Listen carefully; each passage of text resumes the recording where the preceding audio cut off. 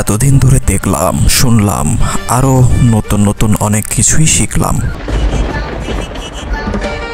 আর এতদিন কাজ করার পরের অভিজ্ঞতাটা নিয়ে আমি বানাচ্ছি আমার নতুন batch MAS golden batch. Class শুরু হচ্ছে আগামী 6 সেপ্টেম্বর।